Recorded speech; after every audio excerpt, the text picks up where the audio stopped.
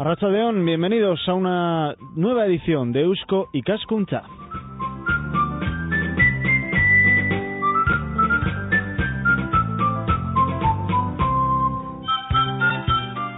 Hoy vamos a estar como en casa, en fin, siempre lo estamos, pero hoy sí cabe aún más. Sabéis que este programa semanal es posible sobre todo gracias a la Sociedad de Estudios Vascos, gracias a Eusko Ikaskuntza, la entidad por antonomasia, podría decirse, dedicada al desarrollo de la cultura vasca y que lleva colaborando con esta casa, con Herri Ratia Loyola Media, 10 años. Este año precisamente se cumple ese 10º aniversario.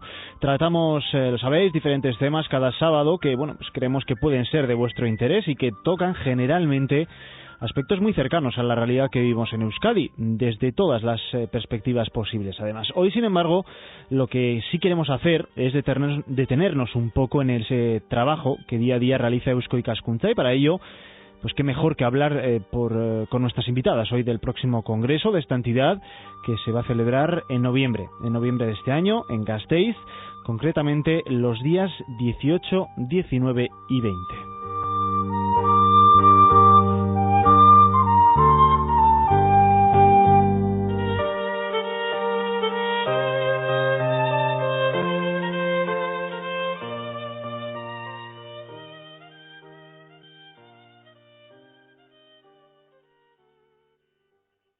Bueno, pues como os venimos diciendo, como os hemos dicho al principio del programa, en nuestra introducción, hoy vamos a hablar del 17º Congreso de Eusko Ikaskuntza, 17 congresos ya de la Sociedad de Estudios Vascos, para hablar de este 17º Congreso que se va a celebrar, por cierto, en noviembre, los días 18, 19 y 20 de noviembre de este año. Tenemos a Teresa del Valle, que es la presidenta precisamente de este congreso. Arratsaldeon, Teresa. Arratsaldeon. Y vicepresidenta de Eusko Ikaskuntza en Guipúzcoa, ¿verdad? Sí. Y tenemos también con nosotros a Garbiñe Biurrun, Arratsaldeon. Arratsaldeon. Magistrada y miembro del Comité Científico de este 17º Congreso que se va a celebrar, como decimos, en noviembre en Gasteiz. 17 congresos ya, suponen un recorrido bastante amplio, cuando además Eusko Ikaskuntza pues nació precisamente de un congreso, ¿no, Teresa? Sí. ¿Cuál es la importancia de estos eventos para la Sociedad de Estudios Vascos? Bueno, son como el momento más importante porque se lleva a cabo cada 4 años y entonces es un momento primero de recoger, de mirar lo que ha pasado en esos años, de ver el presente y sobre todo de marcar tendencias hacia el futuro. Entonces siempre han tenido esa característica orientadora y de hecho al que tú has aludido, que fue el de 1918, que se celebró bajo el patrocinio de las diputaciones vascas, pues fue también donde se creó Eusko Ikaskuntza. Por eso de ahí esa relevancia que han tenido siempre los congresos. Uh-huh. ¿Cuál fue el objetivo principal en el nacimiento de Eusko Ikaskuntza? ¿Qué objetivo se perseguía de alguna forma con...? Bueno, pues crear una institución que tuviera como misión principal una reflexión sobre la situación de la sociedad y cultura vasca y marcar tendencias hacia el futuro a partir de esas reflexiones y de ese conocimiento profundo de las propias realidades. O sea, que ha tenido ya desde sus comienzos esa idea precursora y también de reflexionar, de investigar, de marcar pautas y también de mirar hacia el futuro de una manera también creativa. Uh-huh. Y de alguna forma los temas que se han tratado en todos estos congresos, decías el primero en 1918, bajo el patrocinio de las diputaciones vascas, han sido siempre temas de actualidad. Enseguida vamos a hablar del que nos ocupa este año, que es la innovación para un progreso social sostenible, pero de alguna forma todos los que se han abordado en distintos congresos han sido pues temas candentes, ¿no? No alejados, digamos, de la realidad social. No siempre han estado muy vinculados a problemáticas de la realidad social, como el segundo, enseñanza y cuestiones económico-sociales, el tercero, lengua y enseñanza, el siguiente, orientación y enseñanzas profesionales, otro, arte popular vasco. El que no llegó a celebrarse fue el 6º Congreso y después ha habido, como si dijéramos, otras problemáticas que han sido también muy interesantes, bueno, pues desde, por ejemplo, el 10º, archivos, bibliotecas y museos, y luego yo diría que se ha dado como una apertura hacia otro tipo de realidades que yo diría que también articulan lo que es necesidades y reflexiones desde de la sociedad vasca y también hacia otros lugares. Por ejemplo, el 11º Congreso, Nuevas Formulaciones Culturales, Euskal Herria y Europa. Y luego el siguiente, Estudios Vascos en el Sistema Educativo. Y luego los siguientes, para mí, marcan una impronta de cambio. Por ejemplo, tenemos Ciencia, Tecnología y Cambio Social en Euskal Herria en 1995 y el siguiente, Sociedad de la Información, para pasar a Ciencia y Cultura Vasca y Redes Telemáticas, y el último, que ha sido el de Desarrollo Sostenible. Entonces yo creo que aquí se va viendo primero una capacidad de reflexión y luego también una capacidad de ir viendo las necesidades y dar pasos, yo diría, de avanzada. No sé lo que opinaría Garbiñe. Has hecho un buen recorrido por todos los congresos, ¿no? Hasta el último, que se celebró hace 4 años, en 2005, sobre desarrollo sostenible. Y yo creo que se aprecia muy bien la que ha sido la evolución probablemente de las preocupaciones no solo de Eusko Ikaskuntza, sino de la propia sociedad vasca. Al principio probablemente mucho más mirándose hacia adentro, mirándose hacia sí misma, pero porque también era una necesidad de desarrollo de la temática de lo que era la propia cultura vasca, y posteriormente abriéndose mucho más a las preocupaciones actuales, que pueden ser las mismas aquí o en cualquier lugar del mundo. Y en ese sentido, efectivamente decía Teresa que Eusko Ikaskuntza ha sabido dar un paso adelante y además avanzar, y además yo creo que se ha anticipado a las reflexiones, aunque cuando se esté reflexionando en otros lugares y por otras personas, Eusko Ikaskuntza ha sabido anticiparse en estructurar la reflexión y en ofrecer, digamos, algo ya más elaborado a la sociedad, previa participación de la sociedad en estos congresos, que efectivamente desde su preparación hasta su momento culminante pues son la cumbre de los trabajos temáticos que Eusko Ikaskuntza va haciendo pues cada X tiempo, ¿no? Son congresos que requieren mucha preparación. Lo comentaba con Teresa antes de la tertulia, que a pesar de que es en noviembre y parece que está lejano aún, pues lógicamente los preparativos ya están bastante avanzados, ¿no? Decíais que en el 95 aparece una especie ya de cambio, ¿no? Con las nuevas temáticas ya pues quizá avanzadas hacia el siglo XXI, ciencia, tecnología, sociedad de la información, desarrollo sostenible, el último en el año 2005, y en este año, como decíamos, innovación para el progreso social sostenible es la temática que se va a tratar en ese evento, en ese congreso en Gasteiz, en el próximo mes de noviembre. Hablamos un poquito, Teresa, ¿por qué consideras que esta temática, primero, por qué se ha elegido esta temática de actualidad, ¿no? A ver, ha sido un proceso, yo diría, bien pensado y pautado, ¿no? Porque tenemos el congreso anterior, como ha dicho Garbiñe, sobre desarrollo sostenible, ¿no? Entonces ya hay una temática que implica una reflexión acerca de qué es lo que estamos haciendo, hacia dónde vamos y qué tipo de mundo queremos y qué tipo de sociedad queremos, ¿no? Entonces está ya el desarrollo sostenible, yo diría, esa apertura, ¿no? Y claro, en el siguiente se empieza a hablar de ese concepto de progreso. Hay también un programa pluridisciplinar que es sobre desarrollo genuino y duradero, y luego también hay un encargo por parte del Comité de Excelencia, a mí en concreto, y que lo llevé a cabo con otra investigadora, con Amaya Pávez, una doctoranda en antropología de nuestro departamento, en la UPV, y entonces lo que hicimos fue analizar lo que eran los indicadores de progreso, ¿no? A nivel macromundial, a nivel europeo, a nivel de la comunidad autónoma vasca. Entonces ver cómo se medía el progreso, porque es interesante cuando nos dicen es que estamos progresando, ¿no? Entonces dices, bueno, ¿en qué se basa, no? Uh-huh. Entonces elaboramos un estudio con una crítica acerca de los indicadores de progreso, y esa crítica estaba basada también en cuáles eran los planteamientos que estaban detrás de ese progreso. Y entonces nos fijamos no tanto en los indicadores que ya estaban, como si dijéramos, muy pautados, sino en ver cuáles eran posibles indicadores o posibles campos en los que no se hubiera analizado el progreso, o campos que aparecían como emergentes, es decir, que todavía no tenían, como si dijéramos, la aceptación social, ¿no? Y entonces nos fijamos en lo que luego ha dado lugar a los 9 ejes del Congreso. Entonces esto no surge, como si dijéramos, porque a alguien le ha parecido interesante o porque surge, como si dijéramos, de una idea que a alguien le parece genial, ¿no? Sino que hay toda una reflexión que se recoge del Congreso anterior y principalmente, bueno, basado en ese análisis que se hace de los indicadores, ¿no?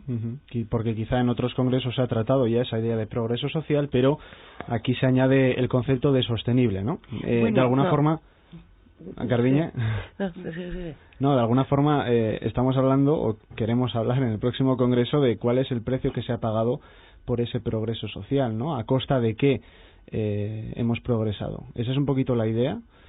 Coste económico, no solo coste económicos, Quizá no tanto, quizá el prisma es algo distinto.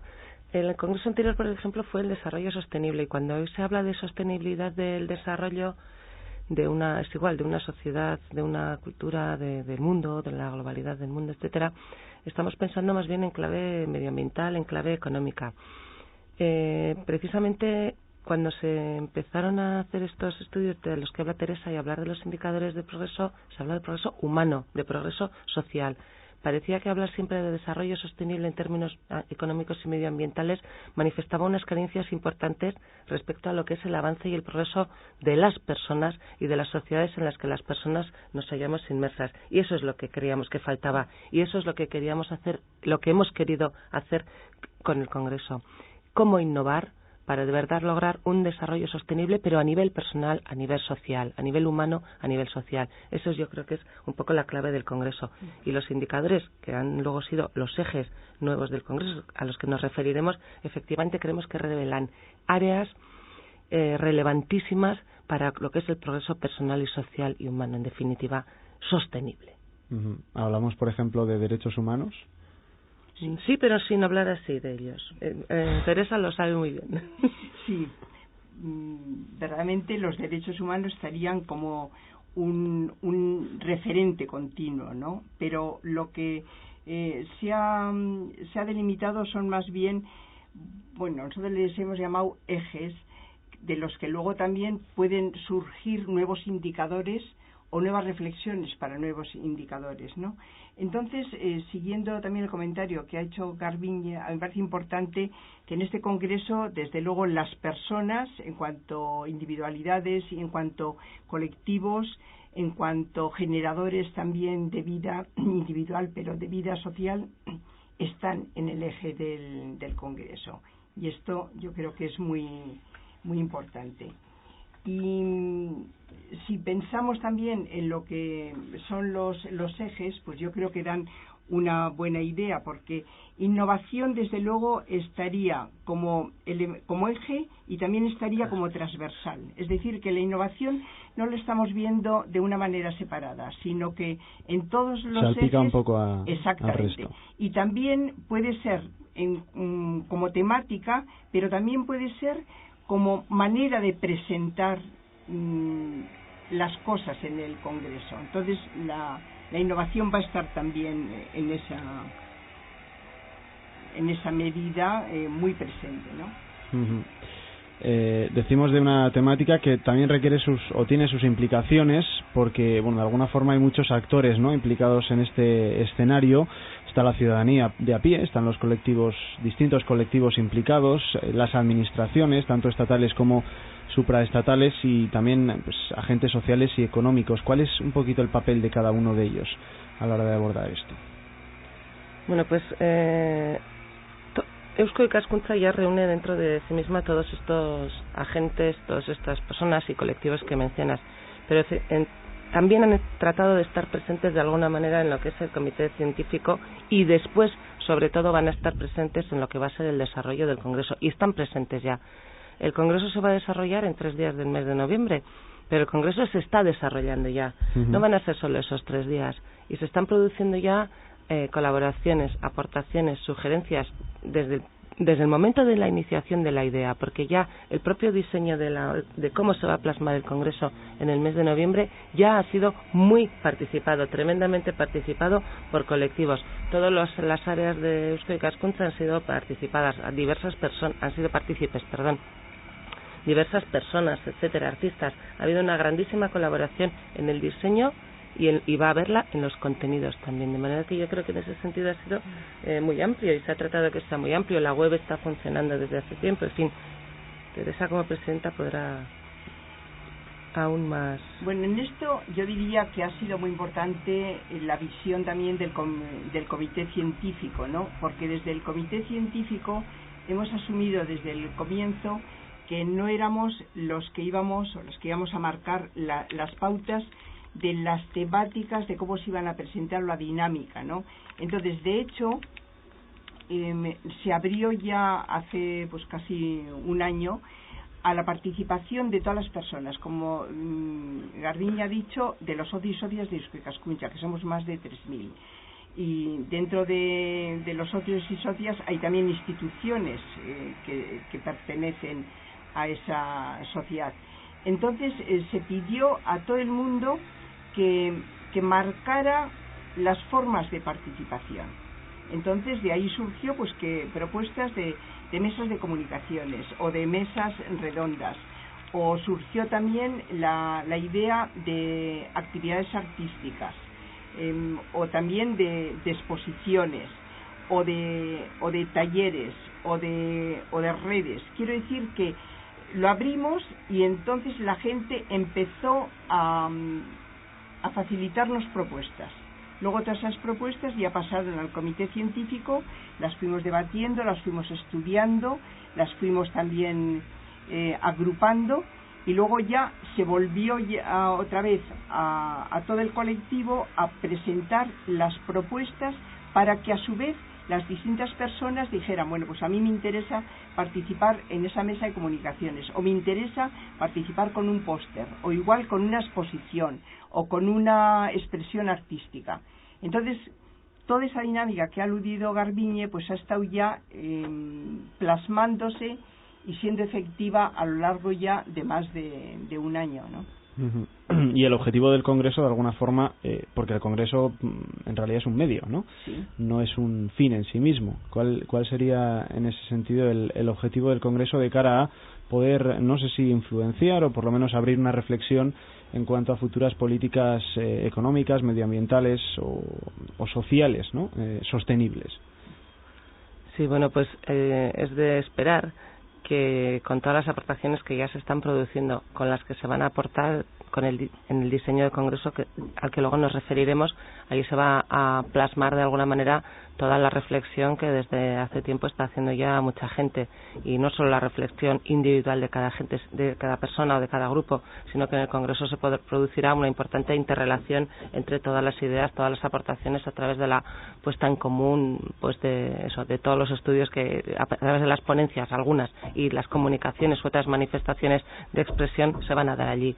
Y lo que se pretende es que cada eje, cada área de reflexión, cada área de estudio y de comunicación vaya sucedida o al final concluya con una especie de resumen de todo lo que allí se ha producido, y si hay, en fin, ya cada área será independiente y será libre de determinarlo, si puede haber conclusiones a extraer para determinar cuál debe ser en cada área, cuáles deben ser los ejes, las pautas, los pasos adelante para innovar con esa perspectiva de desarrollarse humana y socialmente de manera sostenible.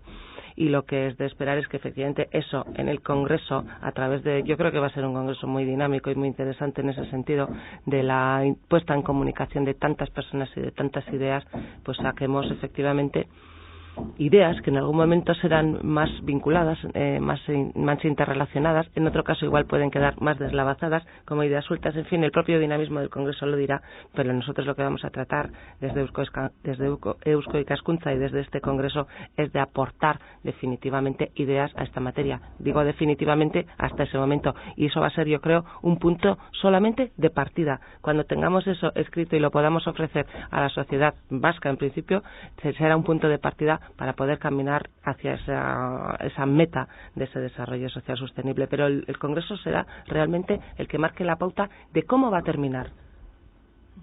Porque de alguna forma las políticas, todo este tipo de políticas que de alguna forma se quieren modificar o se quieren adecuar de alguna forma a la realidad actual, las ejecutan las instituciones, sobre todo las instituciones políticas. Me imagino que de las propuestas concretas que salgan de ese Congreso habrá quizá una iniciativa por parte de los participantes en ese Congreso, una idea de llevar esas propuestas concretas a quienes al final tienen la última palabra, ¿no?, a la hora de ejecutar y diseñar las políticas sostenibles que se buscan, ¿no? Sí, porque, o quizá porque teniendo en cuenta lo que ya hemos venido recalcando en esos objetivos del Congreso, está recoger unos conocimientos, reflexionar sobre ellos, pero volcarlos en la sociedad. O sea, que eso está muy claro, que no es algo simplemente para que se quede dentro de Eusko Ikaskuntza, sino que es para volcarlo en la sociedad. Y de esa manera lo que sería el tiempo después del Congreso va a ser importante en ese proceso de comunicación. Y para que igual quede claro la temática a la que venimos aludiendo, pues yo voy a comentar algunos de los ejes y también espero que lo compartamos en Garbiñe y yo, ¿no? Porque el primer eje, como hemos dicho, que es innovación, ¿no? Pues hacer las cosas de distinta manera como se han venido haciendo y también de una forma creativa, que eso abarca a distintos niveles, ¿no? Luego hay otro que es el tema de la globalización, ¿no? Bueno, pues una experiencia que ya la tenemos en todas las sociedades, pero también ver la globalización no simplemente aceptando el hecho de la red que se ha ido creando, la interdependencia, sino también viéndolo desde una manera crítica, porque la globalización no afecta a todos los sitios y a todas las personas y a todos los pueblos de la misma manera, ¿no? Entonces hay una globalización, pero hay también distintas formas de ver esa globalización de manera crítica que va a quedar, yo espero, bien plasmado en el Congreso. Luego sí, porque, Teresa, se ha hablado mucho de la globalización, y se ha escrito muchísimo sobre la globalización ya desde hace años, y luego hablaremos de los ponentes, pero Néstor García Canclini, que es uno de los ponentes que sabe mucho del tema y que ha escrito mucho sobre el asunto. De alguna forma el propósito es acercarse o aproximarse a este concepto desde lo social, ¿no? Porque se ha hablado de la globalización económica, la globalización, en fin, 14 tipos de globalización y más si se quieren, ¿no? De alguna forma en el Congreso lo que se quiere es abordar la globalización desde el punto de vista más social, ¿no, Garbiñe? Sí, todos los ejes son desde el punto de vista social. Efectivamente, es desarrollo social sostenible. Y el tema de la globalización yo creo que puede ser muy ilustrativo de cuál es la perspectiva nuestra. Efectivamente, la globalización económica ha tenido muchísima importancia y probablemente ha sido el factor que primero lo ha dado lugar a la globalización, pero la globalización hoy es más humana que económica y hay gentes que se mueven por el mundo o que no se pueden mover o que se tienen que mover necesariamente. Cada uno es víctima de la globalización de una manera bien distinta. Las personas que vivimos aquí desde siempre, más o menos, en fin, aquí digo, por ejemplo, incluso se puede, aquí donde, en Tolosa, yo, por ejemplo, en Astazu, en Donosti, en Guipúzcoa, en el País Vasco, en el Estado, en Europa, en Occidente. O sea, podemos ir elevando nuestro entorno sociocultural hasta el infinito, hasta llegar a lo global, ¿no? Y nosotros, en ese sentido, quienes estamos aquí participando, desde luego, en este congreso y quienes escuchan hoy la radio, etcétera, pues somos beneficiarios de la globalización en gran medida. Pero hay muchas gentes que no lo son, que son víctimas, pero son quienes más han participado en que el mundo sea global. Y queremos saber cómo nos influye a todos la globalización y, sobre todo, qué se puede aportar a ese inmenso movimiento cultural y de personas y de todo que es la globalización, para que la propia globalización sea un elemento positivo de desarrollo humano y de desarrollo social. Creo que eso es lo fundamental, ¿no? Yo creo que con este tema a lo mejor se puede ver bien, pero todos, ahora iremos probablemente eje por eje, todos tienen la perspectiva de la persona, y la perspectiva de la persona en sí misma y como ser social, como ser en comunidad, ¿no? Porque tú misma acabas de decir víctimas de la globalización. ¿Hay víctimas, hay beneficiarios de la globalización? Sin duda, yo así lo creo, por lo menos, ¿no? Por eso, estos ejes no son, como se llaman, compartimentos estancos, sino que están bien articulados.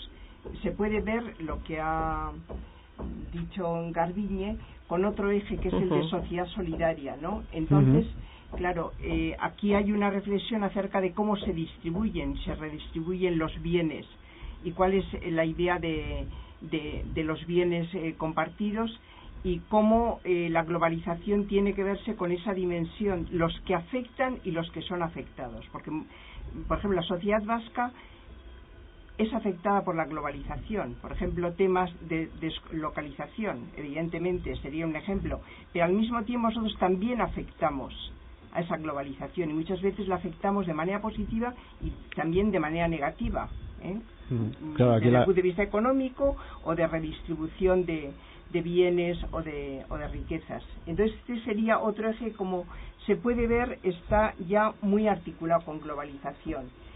Luego estaría, por ejemplo, otro eje que sería el de memoria social, que nos ha parecido muy importante porque en el análisis de grado de progreso es importante reflexionar cómo una colectividad, un país, un Estado gestiona su memoria. ¿Qué es lo que decide que va a ser importante de transmitir a las generaciones venideras, ¿no? Y también aquí vemos que estaría un elemento de verlo desde la igualdad y desde la desigualdad, porque hay, por ejemplo, memorias que quedan fuera, lo que llamaríamos memorias tangenciales, memorias suprimidas, memorias que han sido secuestradas.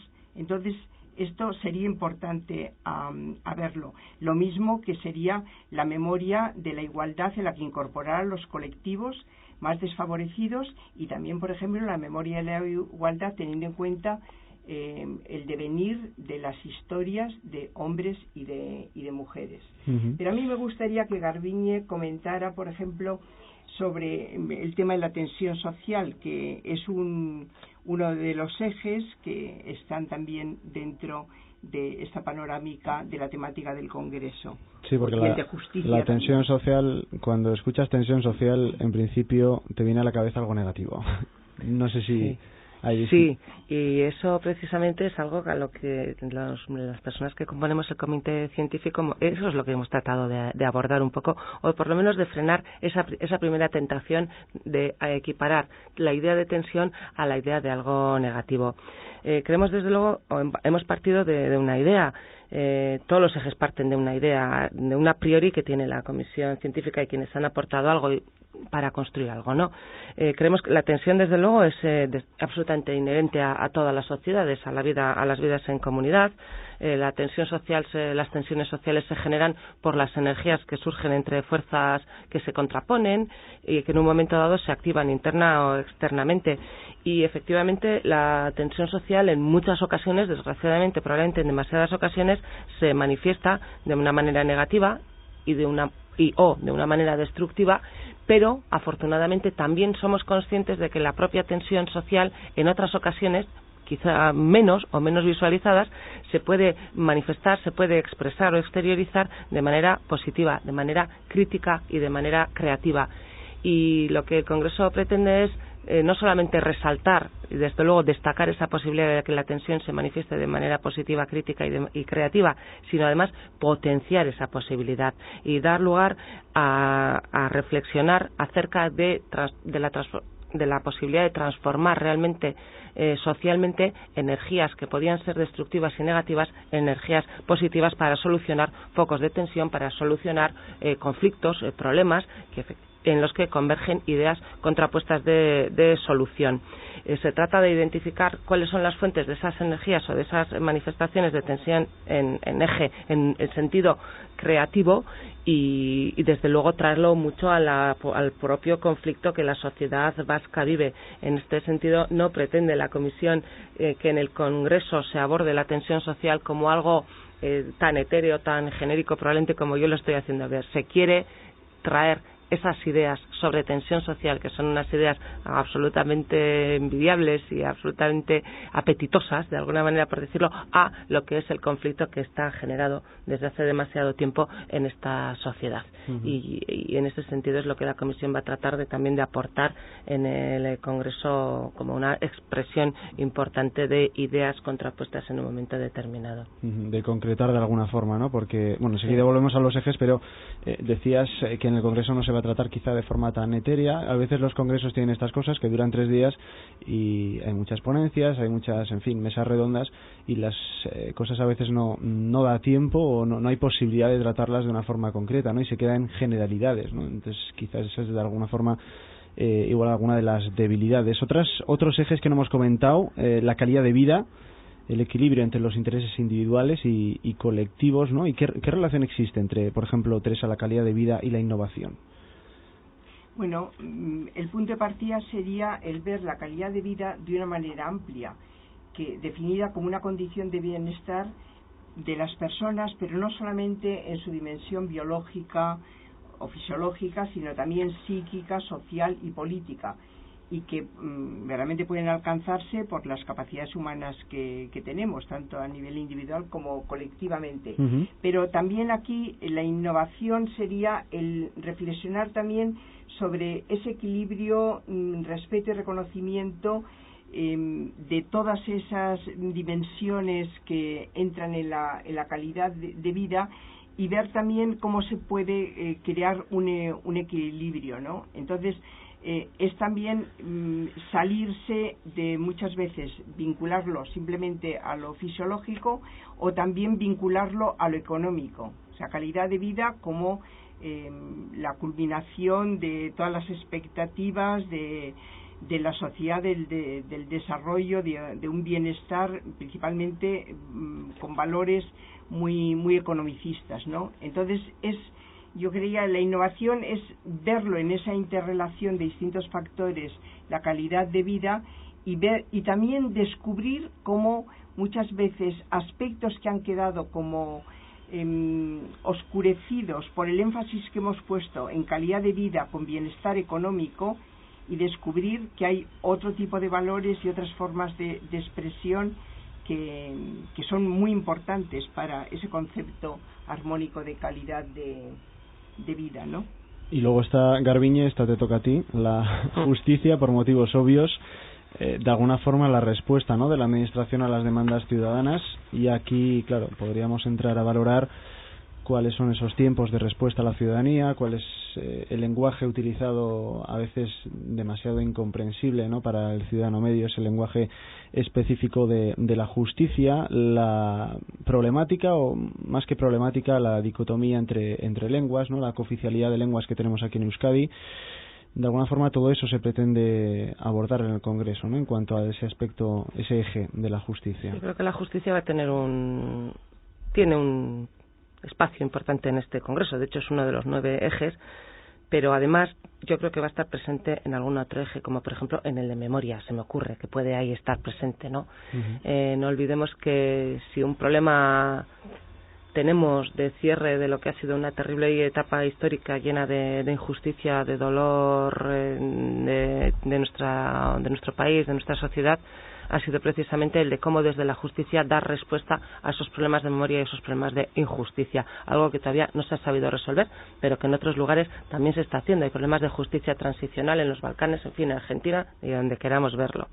Por lo tanto, ahí va a tener un momento importante, pero en el eje propio de justicia, efectivamente sí que parecía que este aspecto es importante en la vida de las personas y en la vida de las sociedades. Cómo el Estado, cómo los Estados, cómo las instituciones organizadas responden a las demandas de justicia ciudadana es un factor, es un indicador de progreso social sostenible, o lo es de falta de progreso social sostenible. Y efectivamente apuntábamos a algunos de los problemas. ¿Cuánto de buena o cuál es la justicia deseable, la justicia reclamable? ¿A cuánto de buena justicia debemos aspirar? Y en eso de buena justicia entran los tiempos razonables de respuesta a las demandas ciudadanas, entra también la lengua en la que nos vamos a relacionar con la justicia, pero también entran otros problemas mayores de cómo vamos a responder a realidades de menores que tenemos aquí con nosotros, de menores extranjeros no acompañados que están dando problemas, por lo menos aparentemente problemas, cómo la justicia tiene que responder a estas situaciones novedosas, y cómo también, yo creo que esto va a ser un apartado también muy importante en el Congreso, cómo podemos pensar en innovar en materia de justicia a través de reflexionar o de pensar acerca de nuevas formas de respuesta a las demandas de justicia, de nuevas formas de respuesta a los conflictos que surgen en el seno de las sociedades entre personas o entre personas e instituciones. Y me refiero concretamente a la importantísima alternativa que ya está suponiendo no solamente desde el punto de vista teórico sino también práctico, que es la mediación, el acuerdo, la interrelación entre las personas que tienen un conflicto para solventar el conflicto, para llegar a acuerdos tanto en materia civil, incluso ya en materia penal. Yo creo que esto va a ser realmente muy interesante. Aquí te tengo que pedir tu opinión. ¿Crees que se está haciendo bien en materia de respuesta a los ciudadanos en el área jurídica?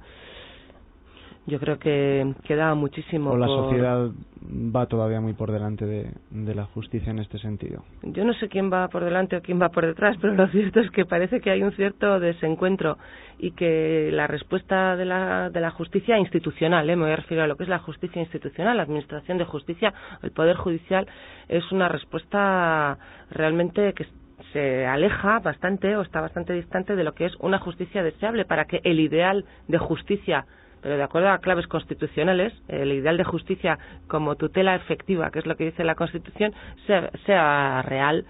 Y ahí estamos en todos esos parámetros. Ni es real esa tutela judicial en cuanto a la lengua en la que la ciudadanía vasca, en este caso, se puede relacionar con la administración de justicia, ni es real en cuanto a los tiempos de espera en muchas de las áreas de la justicia, porque son en ocasiones, por supuesto, como la ciudadanía sabe, absolutamente desmesurados, y también es sabido que una justicia tardía, una justicia lenta, muchas veces ya no es justicia, ya no resuelve los conflictos, sino que además incluso ha podido empeorar los conflictos en cuanto a que ha podido llevar a extremos muchísimo más graves las relaciones humanas que ya estaban deterioradas previamente, y sobre eso se trata de reflexionar. Y luego no solo eso, sino también sobre la capacidad de las propias personas de darse respuesta con la ayuda de las instituciones, pero de darse respuesta, de autocomponer muchos conflictos en lugar de dejar que todos los conflictos sean resueltos por alguien, por un tercero, en este caso por alguien investido de poder judicial, bien por el Estado. Esa posibilidad de autocomposición, de repensar nuestros conflictos,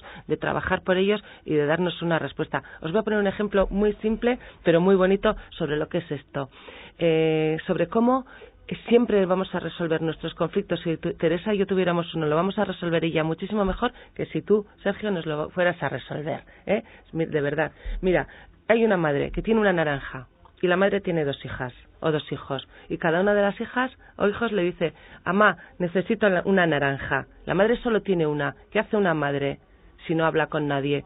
Dice, parte la naranja por la mitad y da una naranja a cada hija. Bueno, si la madre hubiera dicho: mamá o hija mía, ¿para qué quieres tú esta naranja? ¿Y para qué quieres tú la naranja? Cada una posiblemente habría podido contestar: mamá, yo quiero naranja porque necesito un zumo para hacer un flan o para bebérmelo.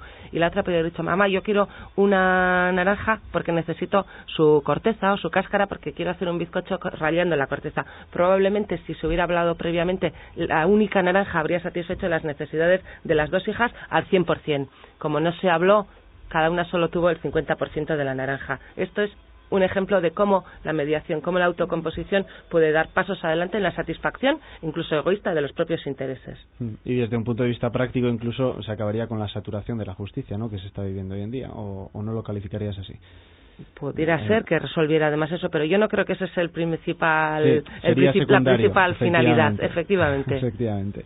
La justicia, que también tocaría otro de los ejes, en este caso, el sistema de género, por ejemplo, de lo que Teresa ya ha apuntado algo antes, las relaciones de poder entre hombres y mujeres. Bueno, esta semana, por desgracia, teníamos que conocer un nuevo caso de violencia de género aquí en Euskadi. La mujer de 37 años apuñalada por su expareja, presuntamente apuñalada por su expareja en Irún. Y bueno, es algo que también está candente hoy en día, ¿no, Teresa?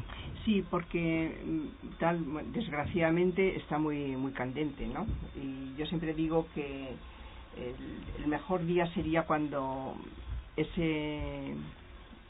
situación no fuera noticia, ¿no? Entonces, a mí me parece importante, y ese va a ser el enfoque que vamos a dar en el Congreso, que no se va a hablar de hombres y mujeres, sino que se va a hablar en lo que sería el sistema de género, de cómo se construyen las diferencias en desigualdades, ¿no? Que eso es importante porque nos lleva a poder entender al menos cómo se gesta la violencia de género, no a comprender porque es incomprensible, pero al menos entender qué tipo de dinámicas puedan llevar a ellos, pero también la manera de cómo se construye la igualdad, es decir, cómo se generan relaciones armónicas entre hombres y mujeres, y va a haber simposios y va a haber también talleres, entonces también vamos a poder implicarnos de otra manera más directa. Y finalmente me gustaría terminar con lo que sería otro eje que es muy importante, que es el de la revalorización de lo público, entendiendo por lo público el conjunto de bienes, tanto tangibles como intangibles, que pertenecen a la ciudadanía. Y en este momento hay, yo creo, una necesidad de reflexionar sobre ello, porque se dan procesos muy acelerados de privatización y la gente no somos conscientes de que perdemos parte de nuestro patrimonio, y es un patrimonio que no solamente lo tenemos que conservar, sino también es un patrimonio que pertenece a la ciudadanía y por lo tanto hay que verlo con dimensiones de futuro. Y aquí vamos a ver también cómo entendemos la responsabilidad compartida y también cuáles serían elementos importantes en los movimientos sociales, en nuevas dinámicas que se van generando, que estaría el elemento innovador de entender de esa forma la responsabilidad compartida de los bienes públicos. Y para terminar esta parte de los ejes, que a las personas que nos escuchan les pueden parecer que es muchísimo, a ver, no es que vayamos a pretender abarcar todo en cada eje. O sea, yo creo que lo importante aquí es verlo en relación con la innovación, en verlo en relación con una postura crítica ante el progreso y ver desde dónde emergen esas realidades sociales que puedan hacer que la vida sea más compartida, sea más solidaria, sea más de apertura hacia las otras personas y también de avance, ¿no? Pero que es en esa dimensión de articulación donde estos ejes se pueden ver al menos en una dimensión muy muy rica, ¿no? Sí, sobre todo porque, por supuesto, partimos de que cada eje, probablemente primero que no están todos los ejes que debieran, y si continuáramos hablando o hiciéramos un congreso dentro de 4 años sobre la misma cuestión, habrían surgido seguramente más ejes, y por lo tanto ya desde ahí esto es inagotable. Sí, cada no eje es exhaustivo el congreso, y cada eje habría que dedicarle varios congresos, ¿no? Y luego cada eje, pues esto va a ser como un muestrario, va a ser, reflexionando podemos llegar a concluir que se puede innovar en cada aspecto de estos en 3 materias. Pero a lo mejor si siguiéramos 3 días más reflexionando podríamos concluir que los aspectos a innovar no son 3 sino 30. Por lo tanto es una muestra de cómo reflexionando en conjunto y con esa aspiración o con esa meta intelectual por lo menos de desarrollo social sostenible se puede cambiar mucho en cada una de estas áreas.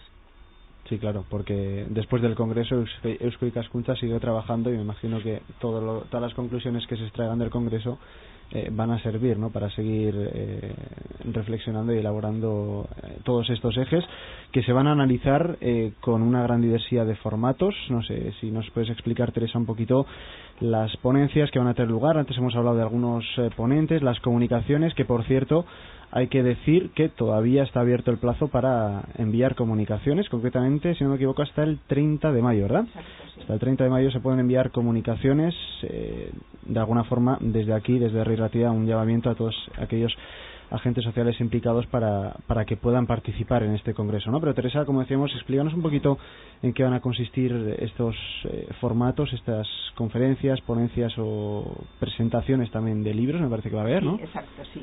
Explícanos un poquito. Bueno, cada día se van a tratar 3 ejes. De manera que una persona que esté interesada, por ejemplo, en el eje de globalización, a lo largo del día podrá ir siguiendo a través de distintos formatos cómo se está afrontando el eje de globalización.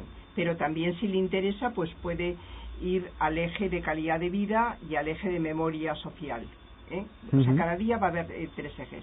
Entonces va a haber un momento que es el momento de las plenarias, en que todo el Congreso va a tener, como si dijéramos, como punto referencial la plenaria. Es decir, que cada día se podrán asistir a 3 plenarias y todo el conjunto del Congreso puede estar ahí. Y luego ya estará la diversificación y cada persona se lo puede hacer como si dijéramos el programa a la carta, ¿no? Menús, sí.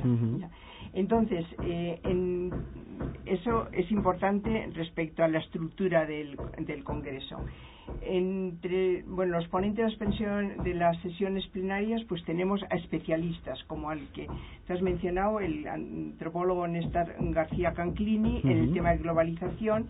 Luego estará el profesor Carlos Romero Casabona, en calidad de vida, y estará la profesora Virginia Maqueira de Angelo, en sistema de género, y Flora Bernard en innovación.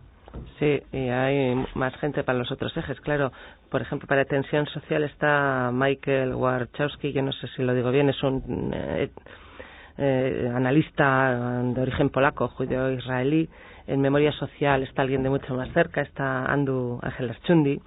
En justicia, no digo más de Ángel Lerchundi porque es sobradamente conocido, es un escritor, no solamente muy prolífico, sino además muy querido y muy apreciado entre la gente en el país, ¿no? En justicia está Carlos Jiménez Villarejo. Carlos Jiménez Villarejo, diré solamente 2 cosas. Ha sido fiscal anticorrupción a nivel del Estado y se acerca mucho también a nuestro país. Ha sido premio Manuel de Irujo de Justicia del Gobierno vasco.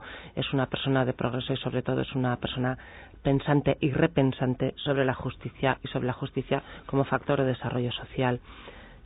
Estas son las personas que van a llevar el peso de lo que van a ser las ponencias centrales en los plenarios.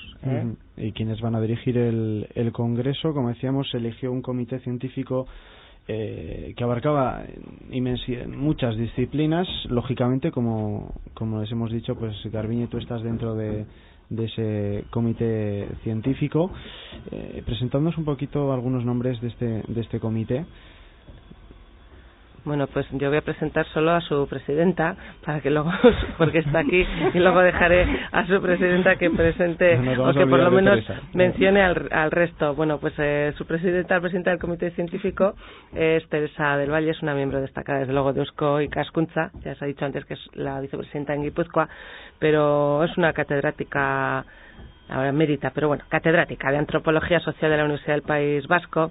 A Teresa, incluso la gente que no pertenece a la universidad y que nos acerca a la antropología a través de los gruesos libros, la conoce muchísima gente porque es una persona que se ha acercado a la sociedad a través de artículos en prensa y, en fin, todos hemos podido leerla, pero ella ha publicado libros, publicaciones sobre la mujer vasca, imagen y realidad, sobre la corrica, rituales de la lengua vasca en el espacio, sobre culturas oceánicas, sobre Micronesia, las mujeres en la ciudad, género y sexualidad, lecturas desde la antropología.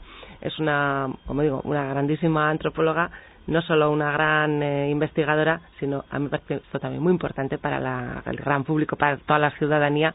Se ha acercado a través de otros escritos más sencillos, más llanos y más cercanos probablemente. Bueno, pues yo quiero presentarle ahora pero es que ella es la presidenta, y por eso es la presidenta.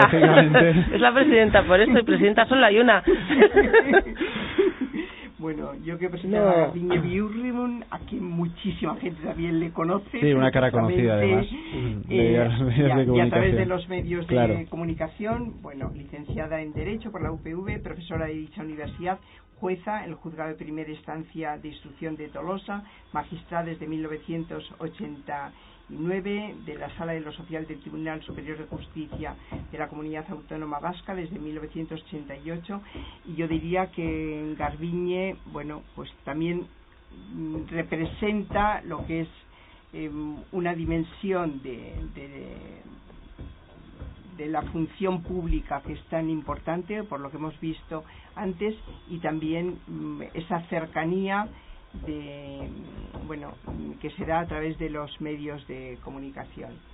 es un abanico de personas expertas con una dedicación, y yo puedo decir que estoy encantada de trabajar con este comité científico, porque llevamos ya como más de año y medio trabajando, y con reuniones periódicas que generalmente suelen ser una vez al mes. Las hacemos también por videoconferencia para que la persona como Jean-Michel Lagasquet, que esté en Iparralde, pues puede incorporarse, o si tú quieres participar desde Bilbao o desde Iruña lo puedes hacer. Entonces eso también ha dado una gran flexibilidad, ¿no? Uh-huh. Y en la presentación de las sesiones plenarias todavía nos falta de completar acabamos de completar la anterior, que era la de Adela Cortina, una catedrática de ética, que va a participar en el eje de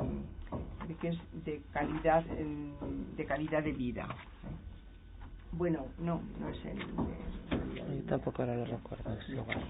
No, de revalorización de lo público. Sí, porque precisamente ella ha escrito mucho sobre el concepto de lo público y la responsabilidad hacia ello. Uh-huh.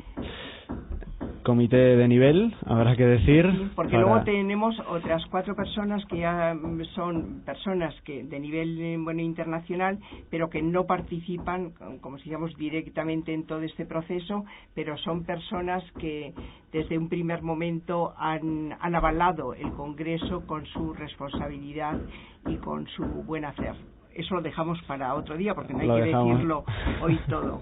Lo que sí que es importante que, como ha dicho Garbiñe al principio, haya una web, que es una web muy dinámica, de manera que se pueda acceder directamente a través de la web de Eusko Ikaskuntza y pasar a la del Congreso, pero también en Google se puede encontrar ya todas las referencias a partir del 17º Congreso. Uh-huh. Y recordar una vez más, como ya decíamos antes, que el plazo todavía sigue abierto para el envío de comunicaciones hasta este próximo 30 de mayo para ese 17º Congreso de Eusko Ikaskuntza, que se va a celebrar en noviembre, los días 18, 19 y 20, concretamente en el Palacio de Congresos y Exposiciones Europa de Gasteiz. Aún queda tiempo, pero también hay mucho por hacer todavía, aunque veo que las cosas no están con pinzas, sino que ya está todo bastante bien preparado y bien planteado. Se nos va acabando el tiempo. Garbiñe Biurrun, magistrada, miembro del Comité Científico del Congreso, y Teresa del Valle, presidenta de este Congreso de Eusko Ikaskuntza de 2009 y vicepresidenta de Eusko Ikaskuntza en Guipúzcoa. Eskerrik asko ambas por haber compartido con nosotros estos minutos. Soy Arratsaldeon. Agur bai. Agur.